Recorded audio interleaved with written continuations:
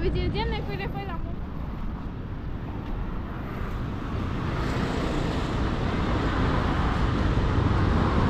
Ready 1 2 3 30 kilometre 600 টাকা ভুলে গিয়েছে। আসসালামু আলাইকুম, hello happy people, welcome to another new video. আশা করি সবাই ভালো এবং সুস্থ আছেন। আলহামদুলিল্লাহ আমিও ভালো আছি। ভাই, ইউটিউবে ভিডিও বানাইতে গেলে লাগে কন্টেন্ট, আর আমি কন্টেন্ট পাই রাইড শেয়ারের মাধ্যমে। যেসব মানুষজন মানে যাত্রীরা আমার বাইকে উঠে নামে তাদের কাহিনীগুলো আপনাদেরকে বলি। আজকে তো কন্টেন্ট নাই, মাত্র 2টা যাত্রী, আর তার মধ্যে একটা যাত্রীরে আপনারা আগেই চিনেন আর আরেকজন আছিল নতুন। এই জন্য ভিডিও বানাইতে যায় একটু মাথাটা ঘুলাইতেছিল যে কি কমু কি দেখামু কিছুই বুঝতে পারতেছিলাম না। যাই হোক, ছোট্ট একটা ভিডিও, চলেন তাহলে উপরওয়ালার নাম নিয়ে ভিডিওটা বিসমিল্লাহ করি। আজ জানুয়ারি মাসের 29 তারিখ, রোজ বুধবার, সময় এখন সকাল 9:30।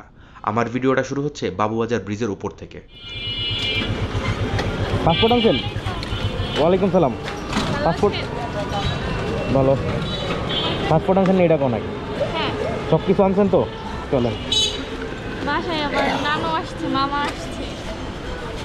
চলেন। আজকে আমার বের হওয়ার কোনো প্ল্যানই ছিল না, কিন্তু ঠিক 2 দিন আগে এই আপু আমার বুক করে রাখছিল। উনি যাবে সৌদি আরব ভিসা অ্যাম্বাসিতে। ওনার ফ্যামিলির একজনের ভিসার সমস্যা হয়েছে, ওইটার ব্যাপারে খোঁজ নিতে।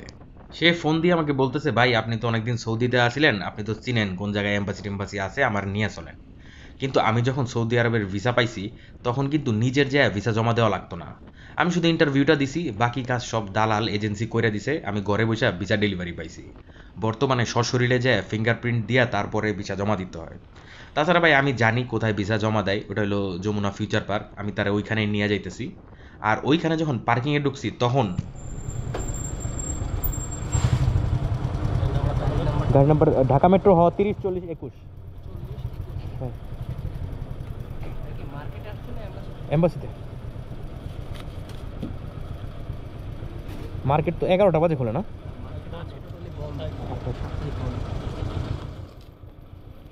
আজকে বন্ধ।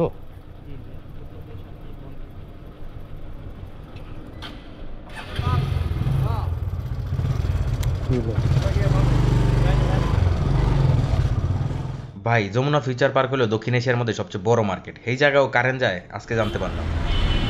কোথায় যাবেন? পল্টন যাইতে বললো যে অফিসে আসো, পল্টন অফিসে যাবেন? বললো যে অফিসে আসো, তারপরে দেখতেছি। অফিসটা কোন মার্কেটে জিজ্ঞেস করছেন? পল্টন, নয়া পল্টন মসজিদ গলি আছে না? হ্যাঁ ওই যে বিএমপি পার্টি অফিস হ্যাঁ। নাকি, ওটার অপোজিটে যে গলি দিয়ে মানে ওটার সাইডে যে গলি আছে ওটা দিয়ে যাইতে হবে। ওইখানে যে ফোন দিয়ে চলেন। এখন কি এখানে কি কোনো অফিস আছে? কোথায়? এই যে সৌদি এম্বাসি। এম্বাসি আছে কিন্তু ওটার মধ্যে তো ঢুকতে দিবে না, ওইটা হলো আপনার এম্বাসিডার বসে। চলেন সৌদি পাঠাবো না। যা। চলো, চলেন পল্টনে যাই। পল্টন থেকে আবার আপনার বাসা কাছে, উঠেন। যমুনা ফিউচার পার্কে আমাদের কাজ হয় নাই, রওনা দিছি পল্টনের উদ্দেশ্যে। যাচ্ছিলাম হাতির ঝিলের ভেতর দিয়ে। হঠাৎ করে আমার প্যাসেঞ্জার বলতেছে যে ভাইয়া আমার 2টা ছবি তুলে দেন। কি আর করুম। ওই যে জেনে কইরা কইলাম।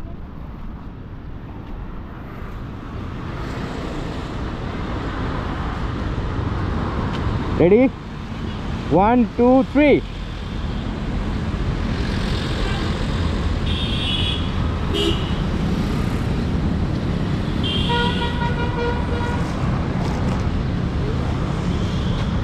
লাইটে অন্ধকার আসছে। একটা পিক তুলে দাও।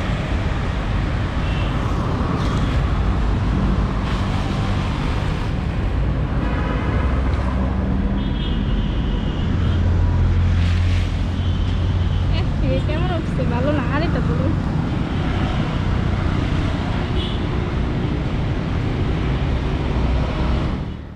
যাত্রীকে নিয়ে আমি পল্টন চলে আসছি 12টার ভেতরে।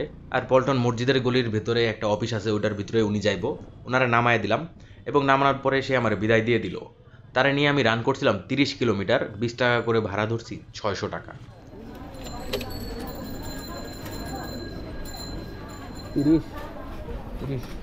30 কিলোমিটার 600 টাকা।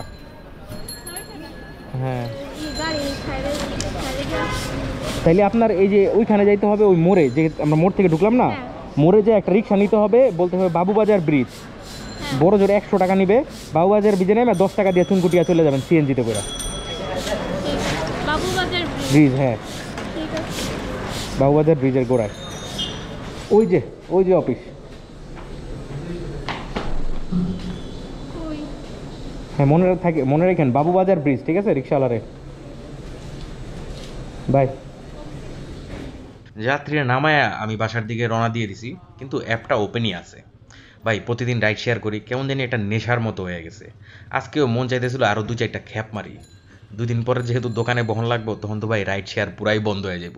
আমার মনটা এখন থেকেই খালি উসপিস করতেছে। আর যাওয়ার পথে যখন আমি পল্টনে আসছিলাম, তখনই ভাই একটা রিকোয়েস্ট আসে পাঠাতে, আলহামদুলিল্লাহ। আসসালামু আলাইকুম ভাই। যাবেন হইলো ইসলামপুর, এই যে বাটা গোল চত্বরটা, চলেন ওঠেন।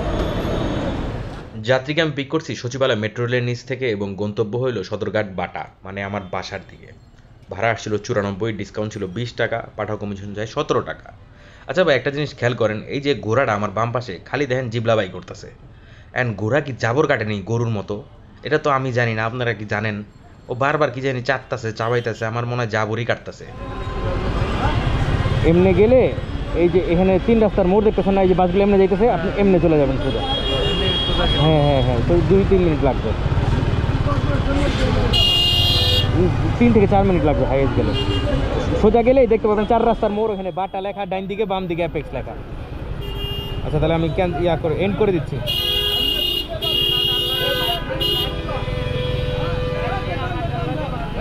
ভাইয়া 80 টাকা।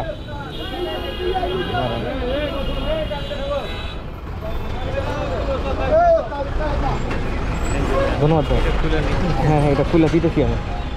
কোর্টের সামনে ব্যাপক জ্যাম লাগছে, যাত্রী শেষমেশ নাইমাই গেল। হ্যাঁ আবার চিনে না, হ্যাঁ রে ভালো মতো চিনে দিলাম কেমনে কেমনে যাইতে হইব। তারপর আমি বাসার দিকে রওনা দিয়ে দিছি। তাইলে আজকে ভিডিওটা আমি এখানেই শেষ করব। তার আগে চলেন একটু দেখা আসি জন্মদিনে কি কেক কাটছি। আমার পাশে যে আছে সে হলো আমার আম্মু। সেই 1900 কটকটি সালে জানুয়ারি মাসের 29 তারিখে দিবাগত রাত 2টা বাজে আমি পৃথিবীতে আইছিলাম। তারপর থেকে প্রতি বছর এই দিনেই কেক কাটা হয়। খালি 3 বছর বাদ গেছিল ওই সৌদি আরবে আসিলাম দেখা। সবাই কেক টেক খাইলো।